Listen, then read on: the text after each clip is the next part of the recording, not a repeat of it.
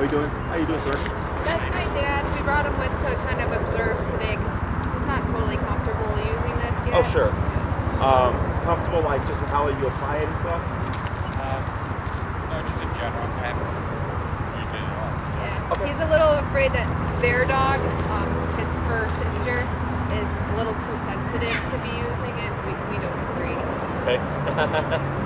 But we think she's fine with it. So he's kind of just like getting to know the whole process, I think. Okay, sure, good.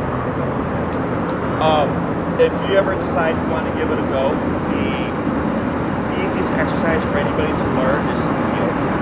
Yeah, anytime that a client's going to introduce the boat to somebody new, I tell them to start with the heel, because that's always the foundational thing.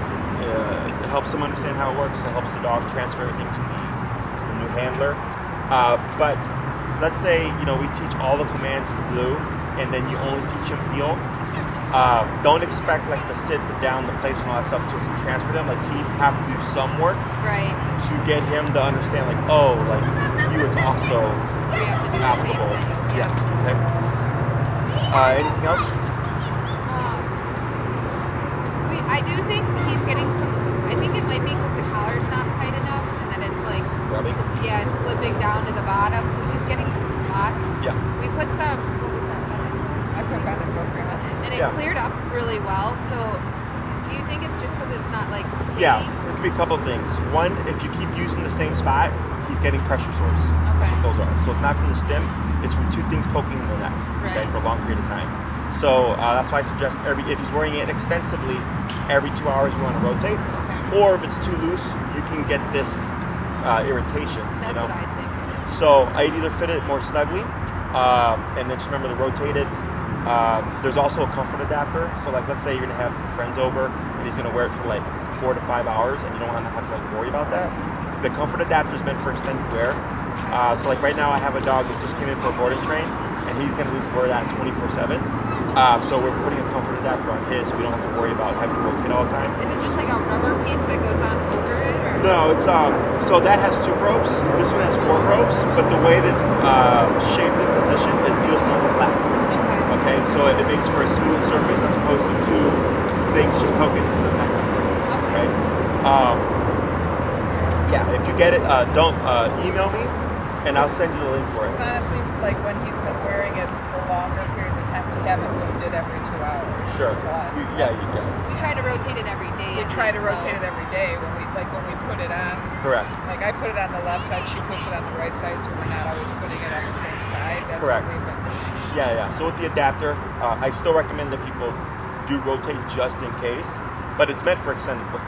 So like we had a dog that we couldn't really get near too much at the beginning, Right. and had to wear it all the time. We didn't move it, and everything was fine. Okay. Yeah. So it heals up, fur grows back, nothing bad. Nothing major. If you get the adapter, it does or can muffle the power a little bit. Okay. Usually about a third. So like if I was at 40 before, I'm expecting to be like 55, 60 after the adapter. But you want to fiddle with the first because sometimes it does stay the same. But we have noticed more often than not there's some kind of muffling of the power. Yeah, so they probably work fine in the yard, but not for like Okay. Anything else? How do you do with your friend? He did good. That was the Zoom call, right? Correct. Yep. He did really way better than I expected him to with her. Still not comfortable with people coming up to him and stuff. Yeah. But at least he let her in the house. Yeah, he was totally different. But so what's interesting is when the doorbell rang. I mean, I don't know how easy it was for you to see, but when the doorbell rang, because she's already been doing work with him at the door, he immediately just sat down. Yeah, he went into the threshold. But then, as soon as he realized the person was entering, that's when he was more triggered. But then when she came in, he settled down again, and even when she did stand up and move around, he didn't bark like I would expect him to. Because it was a year ago now that my friend came over and he was every time he stood up, Blue was at him again. Yeah. He didn't do that this time, which was really good. Yeah. Expect let's say you have a friend come over again, hour goes by and someone stands up. That's when you're gonna see it. Yeah. Because the more organic movements and settings are when you're gonna get the really effective or applicable training because it's life, right? Like, you know, when you set it up, it's obviously very, like, there's gonna be people, right? If you set something up, people, this is set up, right? Like, you can recognize that things are off, it's not meant to be that way. Same thing for the dog, right? So when you actually have a friend over, it's like we're gonna hang out and all that stuff. Yes, he's equipped and everything's on, but they're moving naturally. It's not me saying, like, now stand up, now walk in circles around the living room, now walk past Blue. So, but that's all just part of the process. Okay. Will he ever, like, down the road, I know it's gonna take a lot of work, will he ever be comfortable just, like, in the house with someone, and if they wanted to pet him and stuff? Possibly. Possibly. Yeah, I don't know. Yeah. So, like, let's say you have a friend that comes over and he's seen 100 times, okay? But for whatever reason, didn't warm up to that person, and then you implement this exercise at the door, those people tend to turn very quickly with the dog, because he's like, I've already seen you 100 times, Right. but suspicion never allowed him to be curious or, like, want to learn more about the person by sniffing them and stuff. Right. So then it's very common where the owner will say, like, yeah, you know, like, my friend who the dog's seen a bunch of times, like, my dog actually went up to him and, like, started licking him and stuff. Because they're familiar, it's just they never got over that suspicion. So that's very much possible. I do have exercises that we can do to help push that as well. Okay? Because my other concern with that is that he's like, the one incident we had with him with someone was somebody he is comfortable with, or at least what I observed he was comfortable with. Is this when they stood up? And then he was, so like I'm having issues with, I don't know, knowing when I'm able to trust him, like, because to me in that situation he was fully trusting of her, he was so fully comfortable, and I did not see that coming. So I'm kind of like concerned that in the future when he gets more comfortable with people, I'll still always be suspicious that he's going to do something like that. I mean, that's healthy. Okay. So the biggest thing that I get with clients is complacency. Yeah. They make a lot of progress, or they make a lot of progress very quickly, and they're like, this is great. And then I come back and they're like, Jesse, the dog bit somebody. Right. And I'm like, tell me. So I'll give you an example. I had a Australian Shepherd. Super crazy at the door. Yeah. Hated me. Never got over me. This was pre-COVID. And we did all the exercise stuff. Dog was super crazy. And then for, like, Thanksgiving, the wife had her parents over, who the dog never trusted or liked before. Right. So when I saw them, like, man, it was so awesome. Like, you know, she was really sweet, going up to them, jumping on their lap, asking for affection, all these things, right? And the day they were leaving, they were in the husband's office. Husband was, like, at his desk for a chair. The parents were there, right? They're all talking, and, like, the father-in-law stood up and turned and walked very quickly, and she went and got him in the ankle, okay? And I said, yes, I would have expected that, because in my head, I'm going, we take things at face value, so they're like, since it was so positive, they thought the problem was fixed. Right. But I said, no. It's pictures, it's context, right? So, like, let's say you have a friend come over that you've known for 10 years. I'm sure there's a lot of comforts there where they can look in the fridge, look in the cupboard, grab some snacks, and you're like, whatever, right?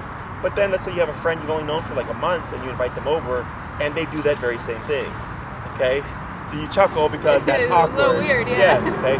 So you were fine until a certain context happened, and then you're like, right? It made you uncomfortable. But you're a human, so you don't bite them. You know, you might not even say anything, like, let's see if that happens again, right? Or maybe you do. Dogs, very similar. She was fine with all these contexts until something happened, right? And that she did not like.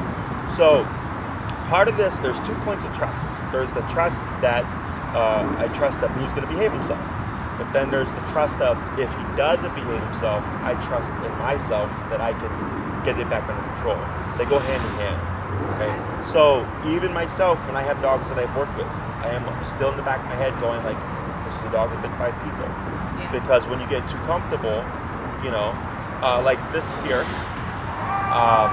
this dog never bit anybody. This is the dog's first bite, first and only bite. Okay, 1-year-old Great Dane, unneutered, first day of board and train,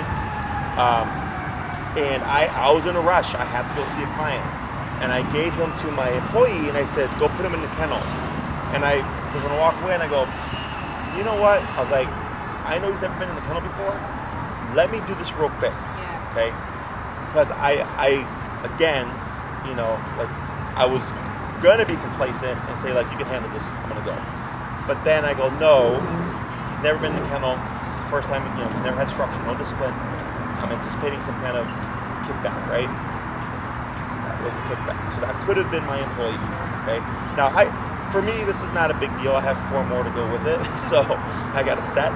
I'm in this, I chose this field. I know the risks and stuff. My employees are in this field because they want to be similar to what I do, right? Yeah. But at the same time, I am the overseer. It's my job to keep them safe, and it's my job to keep the dog safe, and my client safe, right? That I could have been complacent and said, yeah, you just take care of it, I gotta go. Right. But instead I said, no, right? So, because of that trust factor, okay? Because Great Dane, everybody's like, Great Danes are gentle giants, right? And all that stuff, and I'm like, until you do something that that's what we do. Until you do something that they don't like. Yeah. Okay, that's how that works.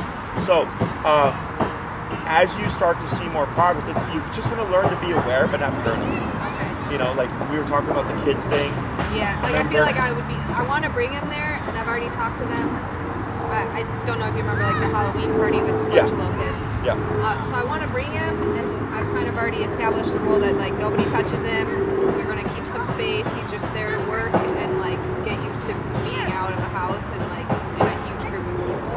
But I feel like I'm still going to be very paranoid like anytime a kid comes even remotely close. Sure. So that's like I guess what I'm having issues with is my paranoia over him. Oh, sure, yeah. So the more you expose yourself, the more you're gonna be stressed. That's why I said, I was like, if you want to enjoy the party, don't worry about Blue. Just leave him home. Enjoy the party. But if it's like this is an opportunity, they're going into it already like knowing that, and that actually helps a lot. Okay, because it's like I'm gonna be in a setting, and then it's gonna be stressful. Right. But then maybe you see a lot of stuff that is good, and you relax a little. So then the next time you do it, you're still going to be maybe a little anxious and aware, but not so like paranoid. Yeah. It just takes more exposure. Okay, it's normal stuff. It's part of the process.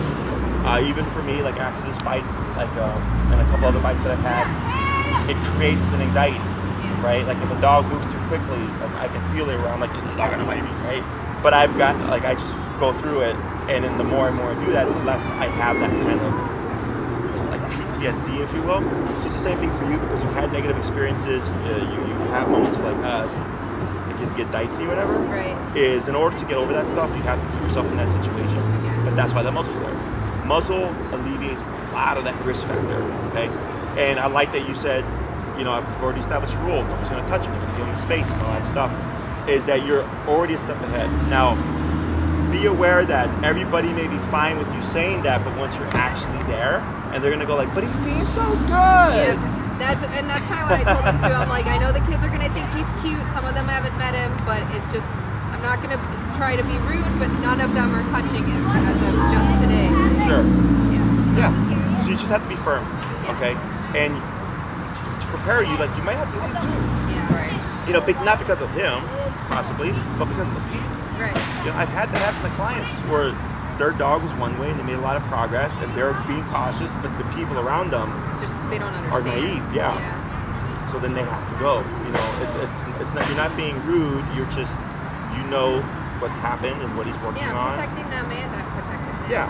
Yeah, so it's all again part of the process. He's the easy part. People make things hard. That's true. Okay. Other questions? I think that's it. All right. So I think we covered.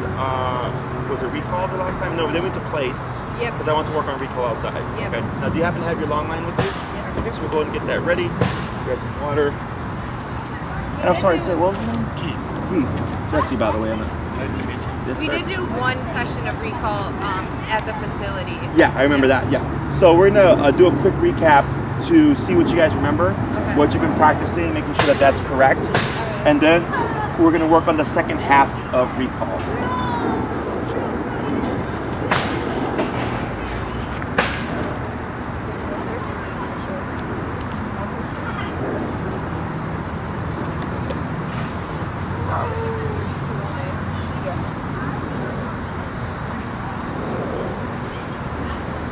And what's your number been? It's been 32 today, so I moved them down to like 28.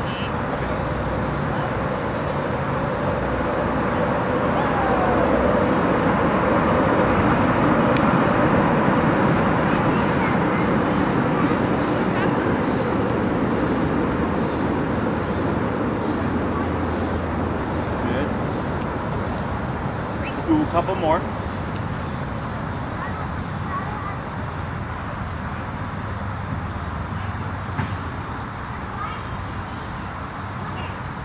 Little nub. I know, it shakes all the time. You can't let So him go walk ahead all and the way hold him over back here. with you. There you go. Try, yeah, if you crouch, sometimes they're like, there you go.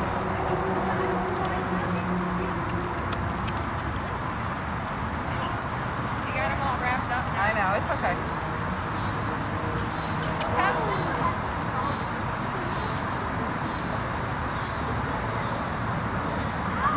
Okay? Good. We'll do one more, then we'll swap.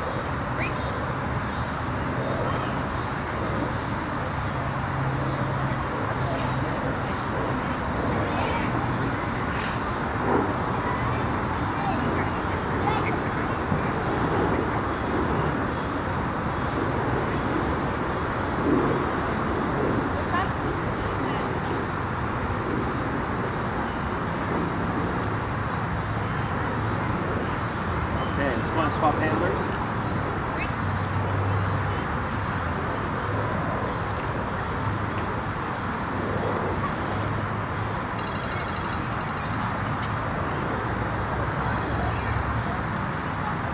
Blue drums.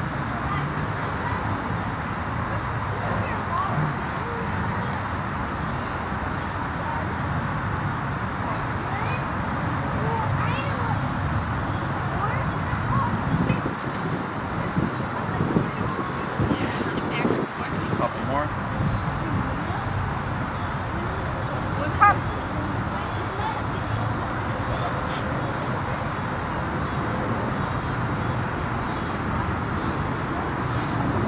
Okay, one more.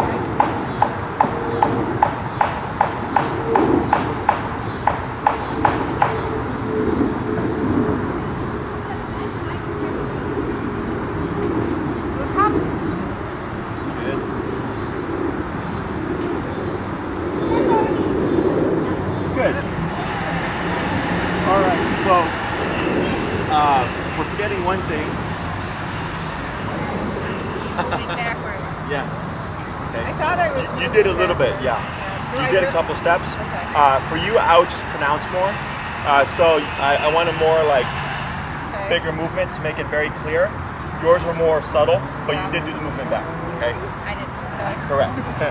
So the other thing is for each of you, he had one recall where he was a bit too far. Yeah. Right. That last one for you and the second I one was for you. unclear if I should tap in and bring out murder. Correct. Or if I should, like, well, Well, he did it. Yeah, Right? exactly. Yeah. So when it comes to recall, we always want as close to the body as possible. You know, it is a 2 to 3 foot bubble, but he was definitely outside that bubble for you. Okay. So, and then you actually have to move into him. Yeah. Right. So you should not have to move into him. He should always complete that. Right. So that's Okay. one way to recognize if he's too far. Is if you feel like you have to step to him to get to him, too far. Okay. So all we would have done there is tap and move back, tie him in a bit more. Okay. Otherwise, everything else was pretty good. So the second half of the recall is a real simple exercise, kind of just like an add-on thing. So if we call Blue and he comes to us and he puts his butt down, if I were to move backwards, what should Blue do? Stay there. That's if you call blue to you and you move backwards, you should move towards me. Right. So you're thinking of it a different way though, but you're correct. Okay. So if I call Blue, he's here, he puts his butt down, right? Yes. And then I move back. Yes. What should he do? Move towards Keep you doing coming. sit. because Yes, Kim was the you last should one in. come in again. Yes. Okay. So this is kind of like heel. Heel is walk with me, stay with me, sit when I stop. Come is come to me, stay with me, and then sit when I stop. Okay. So a lot of people get confused with that, where they'll think once the dog sits, they're supposed to be stationary. But if you were to move again, he should follow you. Okay. Now it doesn't like with heel. Heel's very specific, right? Very a certain way. Yeah. With the recall, if I move backwards, I don't care how he moves, just that he moves towards me and he stays with me. Okay. So we're gonna add on what I call my sidestep exercise. We're gonna call Blue. Let's say he were to land to my right. We would wait for him to put that butt down, and then you can move backwards. Okay. You can also move to the right, but you see I'm moving very awkwardly, right? We don't, any direction but forward light, okay? So if Blue landed, I wouldn't want to move like this, okay? Or like this. Okay. You know why? He'll probably come in to heel. Yeah, he's gonna think heel. So I don't know if he's staying with me because he knows the implied stay with me with the come, or if he's default healing. Okay. So any direction of forward light. So back, angled back, even angled out like that's fine. Immediately to the right or immediately to the left are all options. So I call Blue. Let's say he arrives on my right. I move backwards. He follows. I move to the left. He follows. And Does then he I move follow back and again. sit or just follow? Yes. So you would wait for him to settle. So every time you do a side movement and Blue follows, you wait a moment and then wait for him to settle in or use the tap to get him to put that butt down before going into the next movement. Okay. And I'll do like 2 to 3 of them, and then on the final one I'll praise him and then break and then we'll repeat. Okay. So if he sits and then I sidestep and he doesn't move, then I tap. You would him. tap, yes. And we wouldn't say don't come or repeat anything come. here. Yeah. All this is default. It's kind of like when you say heel, when you walk, he's there. When you stop, he auto sits. Like you don't need to say anything. That's the same thing for the recall. Once I call him, his job is to glue to me. I don't care where, just within that very tight 2 to 3 foot radius, and that he puts his butt down when I'm not moving. Okay. If you move and he doesn't immediately move, you want to keep with that tap. Okay. If you wait 2 seconds before you tap, you're going to create that 2 second delay. Okay, so then he'll be there, and then he'll walk over. And you want him to walk over the moment you do. Okay. Okay? Questions? Nope. All right. One question. Are we doing, so I call him to me, I move, and then I move again about twice more? Yeah, I do about 2 to 3 movements. Okay. Always waiting for him to settle first, and then going into it, okay?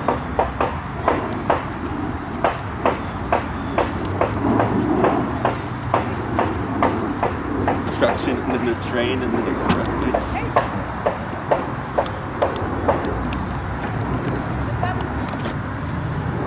Good.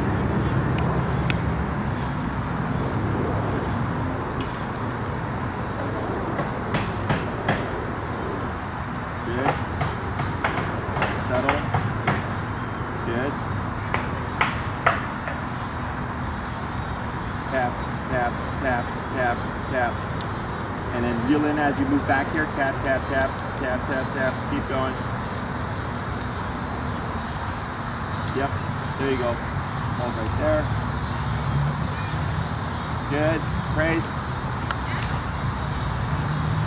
Good. And break. Are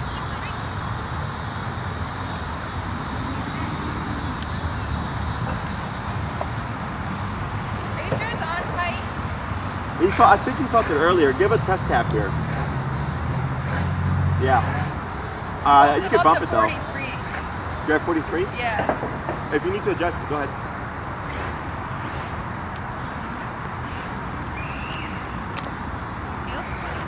It might be his fur.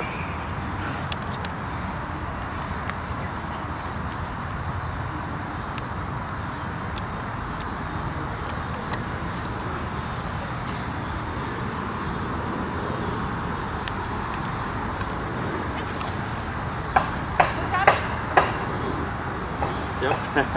Good. Back 1, 2, 3. That's good.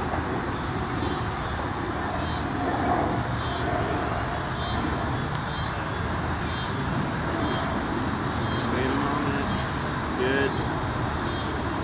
Tap, tap, tap, tap, tap, tap. Yep. Tap, tap, tap. Reel in as you back up.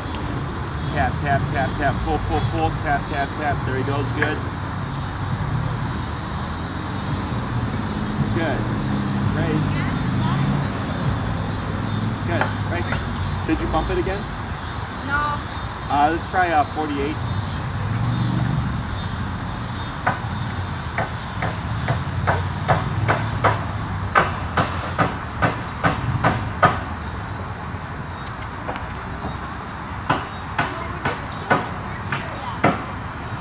I didn't call it.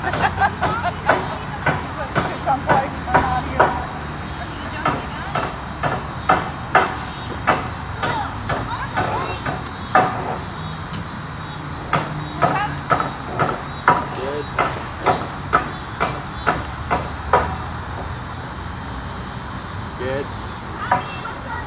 Tap, tap, tap, back, tap, tap, tap, back. Good. Hold right there.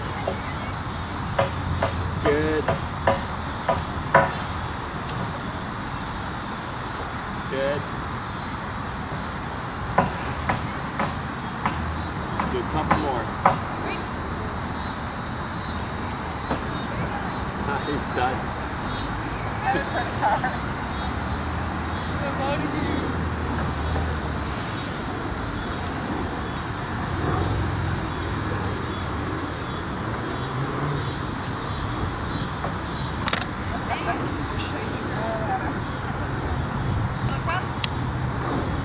Yeah, ready, dip it. 1, 2, 3, that's good. Yeah. Tap back. There you go. Hold right there. Good.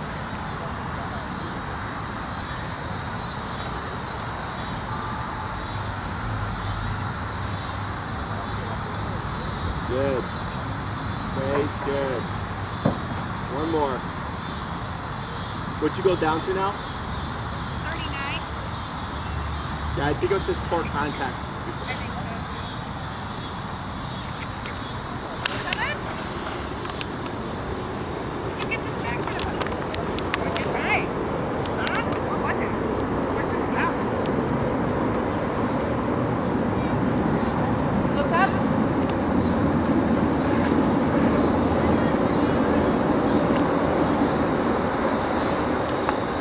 Right, good.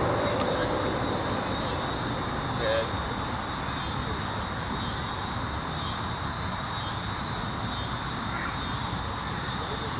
Excellent.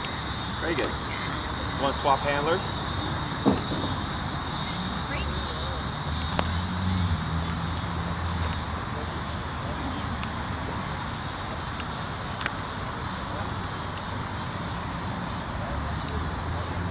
They come. Good.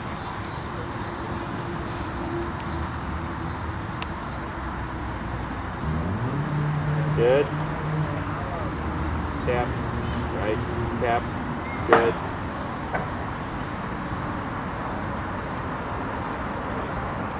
Good. Break. Break.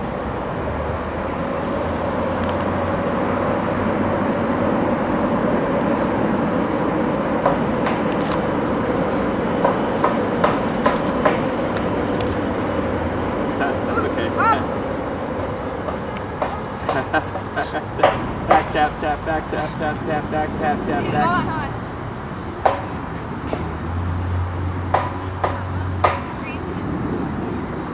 Back tap, tap, tap. There you go. Back tap, tap, back, back, back. You got it. Good. Good. Yep. Keep reeling that leash. Tap, tap. Keep going. Tap, tap. Reel it, reel it, reel it. Keep going, keep going, keep going, keep going, keep going. Go, go, go. There you go. Good. Tap. Yeah. Good. Tap. Good.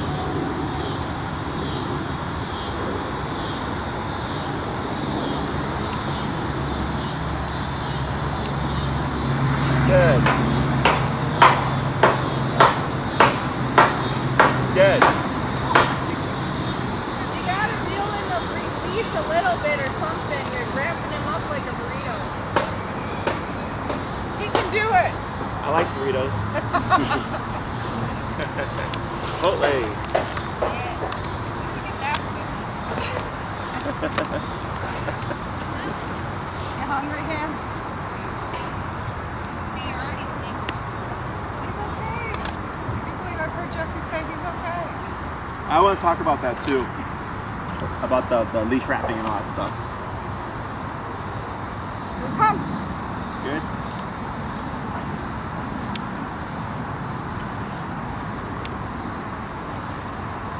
Good. Tap, tap, tap, tap, tap, tap, tap. Good.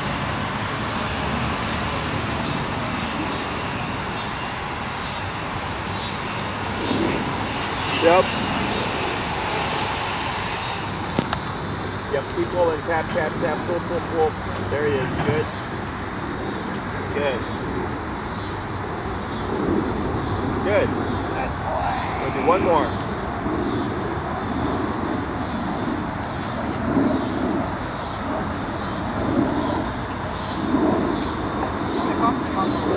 Yeah, what was the number? I'm at 44 now. I'm not sure. Okay. You can keep it there. Because it was on 39 before, right? Yeah. It's not that.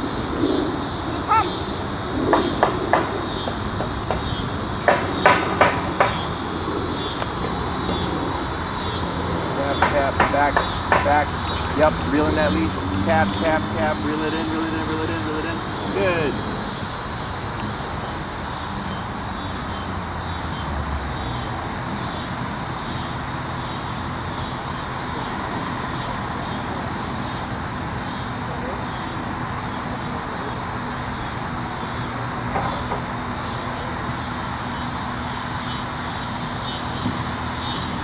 Good. All right, so let's go and bring out through over here. Alrighty, so pretty simple. Okay. Now, I do this exercise for a number of reasons. One of them is to really cement into Blue's mind that when we call him, he should stay with us until given permission to go. Okay, because a lot of dogs will come and like run back to what they were doing. Or they won't fully return.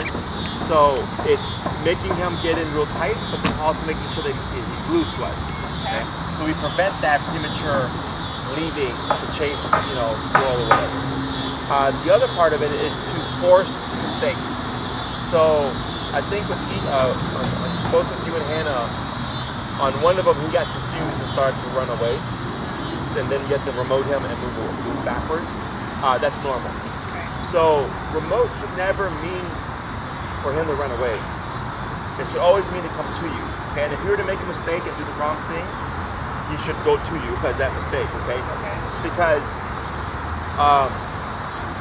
in case of an emergency, if you have to really crank the collar or anything, you want to know that you've proofed this enough that his first response without any words or any kind of direction when he feels the remote is going to be turn. Okay? So that's why I do this, because then if I move and then he moves with me or that moves his phone and I tap him, he's like, I'm gonna go this way. I'm like, nope, that's the wrong way. You always come over here. Okay? So that's why I do this as well. With the leash, getting tangled up, I work him through that. You do have to guide him. If you just sit there and hold the leash, he's gonna just stay there. Right. So that's why you have to reel it in, and you're gonna see him be like, and I think even laid down, and I give up on life. Yeah. So the reason why we want to work through that is for two things. One, realistically speaking,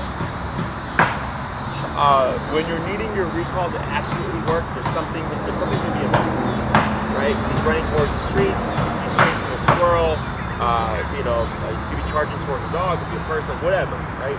But there's gonna be a distraction, right? So that's technically a distraction. One that directly involves him because he's getting tangled up. So I understand his delay, but then I'm going, but I called you and you need to figure it out to get over here now, right? Now for a lot of my clients, they feel that. And they'll stop and they'll undo the dog, okay? And life won't let you do that. Right? In life, it's gonna be like, I need to return and to return now, and you're not gonna have that leash anymore to keep you restrained. It's gonna be you, the dog, and the remote, right? So, one, the dog starts to panic. Sometimes my clients have to crank it up, and they're like at 90, the dog's yipping, and then finally the dog was fine, and they run back, right? But then the owner's like, I feel terrible. I'm like, yes, I get it. But in life, in an emergency setting, you might be at 127 continuous, and your dog's going to be making the same vocalization. You're going to feel terrible, but you're going to need to have it. So what we're doing here is we're already prepping them in a controlled context, and yourself, because it gets uncomfortable, right? And I had a client, we were in Oz Park, and an off-leash dog came, and her dog was friendly. And the off-leash dog zoomed in and started playing and running with her dog. And I'm going, and she's in the middle of a recall, so I'm like, back, tap, tap, tap, reel the leash, and I'm yelling and yelling, and she's just going like this the entire time. And then I'm like yelling these commands, and finally it kicks in and she does it, right? And after it happened, she's like, oh my God, that was super stressful. Yeah. And I said, welcome to life. Okay? And I was like, and that was a friendly dog. What if that wasn't a friendly dog, right? And you're trying to get your dog away from that dog so you can help, right? You need to kick in immediately. So I use little moments like this. It's very simple. He's tangled up. I'm not too worried. He's not going to run away. You know, I did have someone, they weren't a client, they were doing a consultation, but they told me that they were really paranoid about using the long leash because they had the dog on a long leash playing with other dogs, and the dog's leg got wrapped up and it broke the dog's leg. Okay? But I was playing with a bunch of other dogs. So here, yes, be mindful, watch that leg, watch those wraps. I did have in a session once where the leg got wrapped like 4 or 5 times and I stopped it and I said we gotta reset because it doesn't look good. But if it's just like behind his butt or whatever, It's not enough force to hurt. right. You gotta keep, you know, be very direct, right? And he's got that e-collar going off, so he's going, what's more concerning, this thing that's wrapping around my legs or the e-collar, right? And then once he figures out like, hey, I'm mobile, and he starts going forward, then the entanglement goes away and then we're all good. Okay? So even if he's panicking and yipping and yelping and stuff, you have to make him do it. Everybody's instinct is to stop. But in the in the real life scenario, when it's an emergency, you can do the exact same thing. Right. So I think of it as like a fire escape plan if we're going to live fire. Is you practice it, you get the routine down. Because if it does happen, you're going to panic. You're not going to be, oh, go over here and do this and do that. You're going to be freaked out still, but at least you have a foundation. Same thing with the dog. Okay, so in a controlled context, I'm not worried about him getting away, I'm not worried about him getting hurt. I just know like I'm working through it. So then the next time, should I have to 127 it, his first thing is gonna be like, I've done this before. And it was run back to mom and it was good. Yeah. Okay? And then you yourself, you're preparing for in the moment, I just gotta crank it and make this happen using only this device because I no longer have that. Okay? And I've had it happen to quite a few clients. You know, at least in the past 3 months, I want to say at least 3 to 4 clients that had to just all of a sudden jack up the collar because something just caused their dog to book it. Yeah, we had to do it. And I actually have a question about it. Is he charged the cat and I was tapping him, not continuous. I have never really used the continuous button, so I wasn't sure if I should do it or not. And it wound up being like crank, and then I had to just eventually call it and do 127. Is it? When he's in that like focus mode after like a prey animal, is it better to do continuous until he like just stops? If I can stop it with the nick, I always do it. Okay. Because continuous is such a harsh hit, especially at that level. They don't process why it happened. Right. So like with the nick, you know, it's happening, and finally it's like, oh crap, like, okay, I'm gonna break away from this behavior. The continuous will stop it, but it's such a freak out moment. The dog panics, and I don't believe that they retain the lesson well. Now, I've done it myself, in an emergency situation. A couple of them, the dog ran away and didn't respond to 127 nick, and the nick actually made the dog run faster. So I had to do continuous, and I had to do 3 reps of continuous before the dog went 80 to turn. And then when I've had to use it for aggression, the way I go about it is I usually have one collar on my hip maxed out, the highest power collar, which is the 3500, and then I'll have the dog's training collar here. The one that's more fine-tuned. So if I see the dog kick into aggression and they're unmuzzled, right away I'm going to this because I have no time to gamble the other stuff. I just have to stop it because it was going to be. Yeah, it was kind of that situation where like I didn't want to crank him all the way up. I thought I probably could have not done it, but it was like happening so fast and he wasn't responding, so I just had to do it. I mean, it was a fight. Yeah, it was kind of like an emergency situation. Yep. So. And it stopped. Yeah, and then it stopped at 127. And then she felt that. Yeah. But my concern was like That's I didn't ever think he would be able to get up that far. So then if he is able to kind of work through that, like then he would use a continuous one. Correct. Okay. Yeah. It's super rare. The only time I had dogs not go to 127 or not respond to 127 continuous, they were 150-pound dogs. Right. Very, very large, very powerful dogs. That Okay. people don't factor that stuff in because you have dogs are physical, they bite each other, so they're already physically tough for the most part. And then you have emotional state, right? So now the brain can override. And it's the same with people. You know, like if someone's really doped up, like I like watching cop videos on taser them, 5 tasers, and they're just like, oh, just going through it, right? Yeah. They're unfazed because they're so doped up. Or, you know, stress levels are so high, and you got 5 people trying to contain one person because they're so stressed out and they're fighting for their life, they feel. It empowers you, you know? Yeah. It's like for a dog. So that's why when I do my consultations and stuff, you know, I give people options because I already know the stuff. But a lot of people go like, oh, but my dog, they're the sweetest dog, and they never do that. And the next thing you know, they're at 95, the dog's not listening. And I'm like, yep, that's how it works. So don't worry, you're not going to emotionally scar your dog. You ain't going to psychologically screw him up. You're not going to physically ever hurt him. It's emotional contraction. Okay? I don't feel bad because you would have to do that if he just responded at 45. Yeah, I didn't feel bad in the moment because in the moment it was like either the cat was about to get mauled or he was going to get nicked. So it was like a no-brainer. So, The other thing that's nice too, I think this way, is if you previously, right, you reach in with your man. Yes. And he's busy doing his You're thing, gonna and get the bit. cat's doing the cat thing, you're going to get bit, scratched by both. Where this allows you to control it. Well, and I wouldn't have had time to cross the room in that moment. No. I mean, it was bam, bam, bam. So. yeah, well, I mean, most people's instinct is to jump in.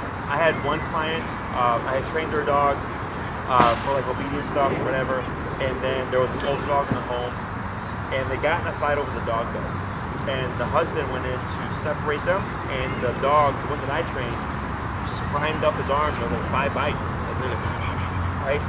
And they called me afterwards because they had just had a baby, so they thought that the dog was going to attack the baby. And I was like, no. I was like, they got in a fight over the bed. That's territorial. And then You you try to got involved, intervene. The dog, they're not thinking clearly. It's like a bar fight. Like everybody's hitting everybody. Yeah. And then the dog just chomped on him, and I told him like, your child's fine, but I would not let the child near their things because we don't know if there's resource guarding with people. Yeah. So I was like cautious of that, but I'm not worried about the dog proactively looking for the kid to bite them. So but yeah, I had that happen to another client too. Like she was at the park, and her dog and another dog went after a tennis ball at the same time, and her dog had never gotten in a fight before. That was like the first time, and they both went at the ball, and I think either her dog or the other dog like snapped at the other one and it just blew up. Yeah. So she had to 127 continuous, and her dog like shrieked, but 180 just pulled out of the fight and ran straight to her. And she called me because she's like, I felt bad, so I just wanted to know if that was the right thing. I'm like, yeah. I'm like, otherwise, she's like, I didn't want to put my hand in there because I thought I was going to get bit. I'm like, exactly. Like, yes, that's how it works. Yeah. So, yeah, normal stuff. Okay. Other questions? I guess I do have one final question, which is there any time you're using the pager function? Just to check if it's on. Okay. Yeah. It's not for No. So the pager function, I only use it with deaf dogs because there's no sound, or to check if it's powered on or something like it dies. So like let's say you're at 95, you're getting no response. I think that pager function, make sure it's vibrating, make sure it is on.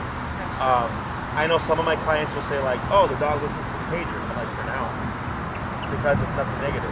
It's neutral, right? So once the dog, like in the beginning, they might get freaked out, right. and then after like a couple weeks. And then some dogs freak out too much. So I actually had a client that tried to train their dog using the pager, and they made their dog erratic because the dog hated the pager so much. And so we started training, and we did the stim, and they were so surprised. They're like, how is it that the thing that hurts is the thing that he responds to better and is calming him down, but the thing that doesn't hurt freaks him out? I'm like, because things aren't meant to vibrate.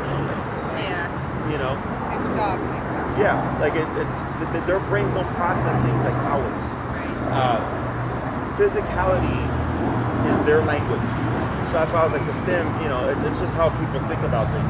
That's what makes it more powerful. Yeah, every time we hit a pager on him to see if it's working or something, he thinks it's like something on him or something. Sure. Yeah. And he doesn't get it. So yeah, either the dog freaks out too much that you make them neurotic, or they don't learn anything because they panic too much, or it's like in the beginning it's like it'll stop things and they'll listen or whatever, but then it'll stop being effective because it's just a neutral sensation. So, okay. Other questions? So this exercise is super simple. Okay. What I want to do here, last bit of column, is start to blend things. Did we do this the last time we did the recall? No, I don't think so. I think we just did calm to the heel. Yeah. Right. But we've done stay, correct? Yes. Okay, so let's go and swap handlers. I'm going to have you take blue, and then Hannah's going to do a recall. And I'm going to show you how we start taking this stuff and start advancing it towards more so off-leash control.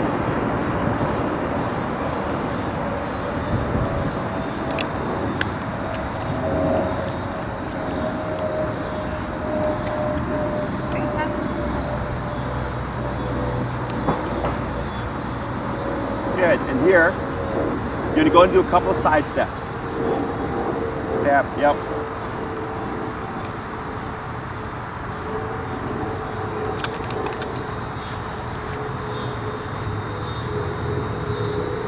Okay, one more.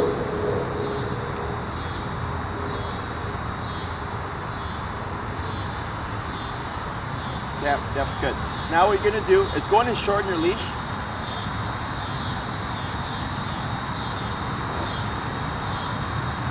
Good. Now what you're gonna do here is you're gonna give Blue the stay, and you're gonna pivot out like you would. You're using the leg away from him.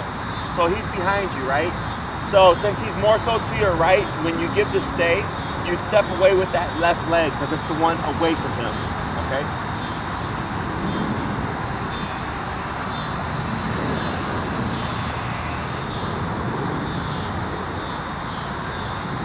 Tap.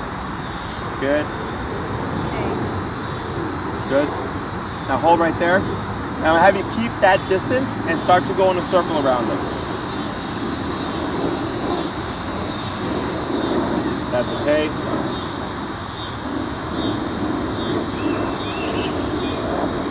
Good. Go ahead and go back to the side. You're going to praise him.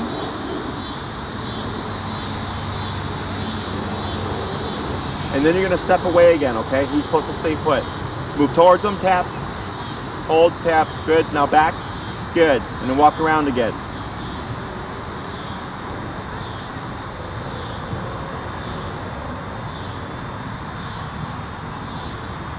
Good, back to the side.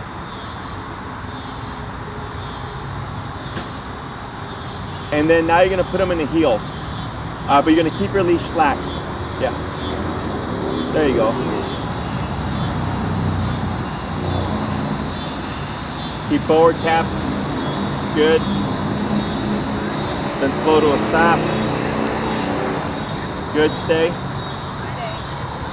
Good.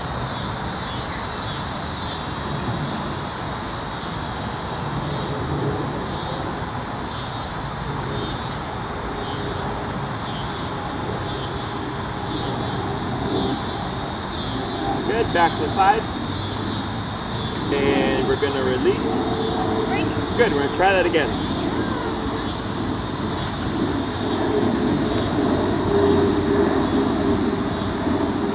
Now this time you're going to do a recall, and instead of doing the side step, you're going to go straight into a stay. Tap, tap, back, tap, tap, back. Good. Tap, tap, good. Good. Stay.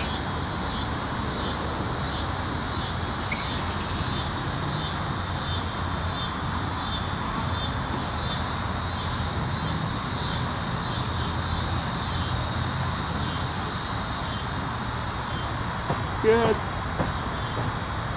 And back to the side. Good, give him some praise, attaboy. Good job. And step away. Good.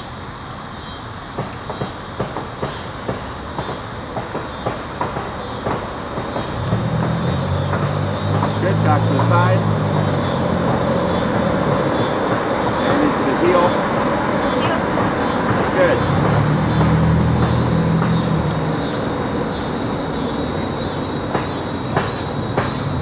Pivot, tap, tap, speed them up, tap, tap. Good. Go to the left turn. Good turn. Left turn again. Good. Tap, tap. Slow to stop. Good. So what we're doing here is we're taking 4 ideas and blending them together. Okay. So the first one you did recall, side motion, side steps, into a stay. So the reason why I do that is it went from a come to me and then follow, follow, follow into now you don't move. So I'm using conflicting commands because a lot of dogs get confused. So I would anticipate when you move, he's gonna want to move again. Right. So this shows you like kind of his concept of what those words mean. Okay, so that was good because he held it. Yeah. Then I had you come back in, you pet him, and the petting distracted him because when you moved away, but then you stepped in, tapped him, he fixed it right away, and you moved off and he was great. Yeah. Then we go into the heel, okay? So, and then the next one you did, you went from a recall straight into a heel, then into a stay. So we didn't repeat that same pattern, right? So, taking what you know and just using them interchangeably. Now, the only thing that I recommend that people don't do, which I'm pretty sure I already said, but I'll say it again, is that don't do recall when he's in a stationary position, right? So I wouldn't say stay, walk away, and call him, because it'll create the problem of him prematurely leaving or trying to run to you thinking you're going to call her, right? And I actually had this happen to a client. Her dog was doing great with all the obedience stuff, and then one week she's like, oh, like she's every time I move, she doesn't stay now. And I said, have you been calling her from a sit or a stay? She's like, yeah. I'm like, that is why. Do you mean like just don't call him when I put him in a sit or stay, or like if he's minding his own business and he's sitting, then I can still call That him? you can do, Okay. because he's doing his own thing. But if you do stay into a come, or like, place, or, sitting down until you get there, stationary command to a recall, that we don't do, okay?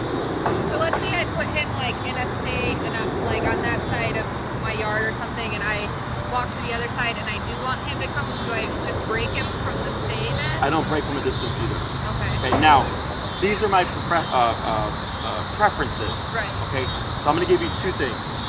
One, I suggest you don't, Okay. because if you break them from a distance, right? Let's say you have them in a stay and you need them to not move from it, right? And he's like, did you say break? Right? And he prematurely moves, and then we don't want that. Right. Dogs, remember picture? So if I always release Blue or give the next command when I'm in his immediate space, we prevent that problem from happening. Right. Because he's like, she never releases me from a distance. She always releases me right here. So I know not to make that decision, right? Or two, you can do that, but you're just gonna have to fix it, okay? So with my client, like it was too late, she had been doing it for 2 weeks. So I go, okay, well, it's already a problem. Here's how we fix it, okay? And then I showed her, and we fixed it, and she practiced it, and the dog's great. It's just, it depends on the owner. Some people, because technically, if you did that, you would have even more advanced obedience because you created a problem and you fixed it. So these guys, again, a really clear, like, I listen for these words. But for the standard, or more, like, for most of my clients, they don't want more work put on. Right. That's not necessary. Right. So I always go like, this is what you need to do. I ignore this, so you'll save yourself some heartache with the homework, and they go, great. All right, okay. So I don't care personally. My preference is to, it's not realistic where he would be staying and you would need to call him. Right. Like it's gonna be, he's chasing something, he's running away, he's running towards something he shouldn't. That's realistic. So like, that squirrel with that little piece of bread right there, him chasing that squirrel and me calling him from that would be realistic. Right. Okay. So, but and I get clients that's all they have. They don't have anybody to help them. They just moved here, whatever, and their dog won't do stuff like this, so then they have to. But it's because they have to, not because it's going to be realistic. And I point that out to them too. I'm like, yeah, you can do it just for the sake of practicing, but just realize that's not realistic. Okay. Other questions? We're gonna do one more thing here. Did we talk about did we do recall while the walkaway stuff? I don't think so. It doesn't sound. Okay, so I'm gonna show you that real quick. So you're gonna hold the end of the long leash, and then would you just grab the short leash and then just walk away with Blue? Okay. No heel. You're gonna walk with Blue. So you're gonna start. What hand is that, right? And then what we're gonna do is we're trying to recreate a more realistic situation where Blue would be moving away, right? So we start with walking, and we're not gonna say any commands. Now he's probably gonna get confused though, okay? Because he's gonna think heel. So that's why we don't say anything right now. Okay. You're just gonna walk away with him, and Hannah's gonna call Blue at about 10 to 15 feet away. As soon as she calls Blue, you're gonna drop the leash and keep walking, okay? To remove yourself from the situation. Okay. He's probably gonna want to keep coming here because he's thinking, when I get tapped and I'm next to you, it means heel, right? But he's got to start paying attention that it's not heel and a call, right? So 10 to 15 feet away, Blue comes, you start remoting, moving back, And what we're trying to do here is get him to turn away with the remoting or the command and not because of the tension. But in the beginning, it's most likely going to be because of the tension if he's not used to it. Right. Okay? Questions? Okay, so you're going to go ahead and start walking away.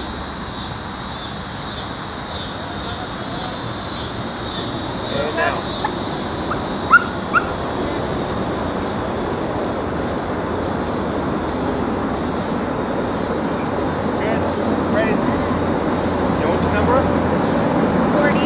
Let's go to 32. We'll try that again. Great. And then, you said come, right? Yeah. Okay, louder? I didn't hear you. I didn't hear you either. Yeah. I was right next door. My other question for that is, do I only say come or do I say his name? I Does do it not name then matter? come. Okay. For this command, it doesn't matter technically, but Okay. my habit is name then. That's fine.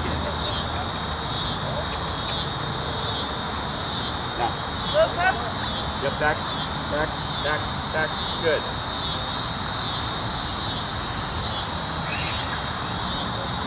Very good. And break. And boy, we're going to try it again. Great.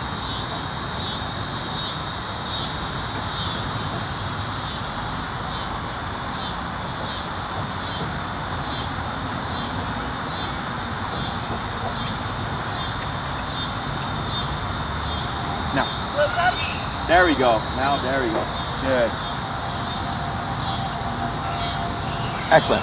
So, right there, on the second tap, he turned. There was no leash pressure. That's what I want to see. Okay, is that the remote or the cue itself is what makes him turn around and move towards you? Because realistically, he's going to be moving away, and all you're going to have is the remote to make him turn. Okay, so for your homework this week, you can start this kind of walking away exercise. Dogs do get savvy to it, so at some point you'll start to So what you could do is you'll just walk behind your mom, and then when you're ready to call him, then you go into it. Okay. Because he will learn the distance. He will learn 10 to 15 feet in, you're gonna call me and start pulling back. So this way you can change it up. If all that's going good, then the next step would be same thing, but now we're running with Blue, okay? If that's going really good, then the next step is somebody running and playing with Blue, like kind of craziness, and then calling Blue through the play, okay? Otherwise, use your environment, squirrels, rabbits, whatever gets his attention. We didn't do the side steps because I was focusing on Blue turning on the movement. Okay. So I do like to work in topics. So if you're working with Blue and you're like, man, he's really struggling with mom walking away with him, practice that. So he masters it, and then you move to the next topic, which would be now someone's running with him. Okay. So we didn't decide something, because I really wanted to just go that out. But then maybe he's getting kind of stopped with the side stuff. Then I would just go to very bland recall, but then working on this stuff. If you try to do everything at once, let's say that whole the heel, side section, that's more so to practice everything together to help you kind of clarify what everything is. But if something is sloppy, it's in that routine, you want to isolate it. Work on it separately, and then once you've gotten really good at it, then you can get back to everything else. Okay? So you can start doing the overall routine that we did earlier. The side steps on occasion, you don't have to do it on every recall that you can practice, and then the recall with the walk away. Okay? Questions? No. Any questions? Do you have any questions, Dad?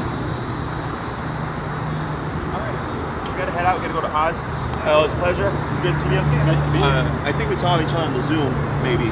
Oh, maybe, yeah. Yeah. So long time no see. Yeah. If you have any questions, you let us know. Otherwise, we'll see you in the week. Yep. Awesome. Thank you.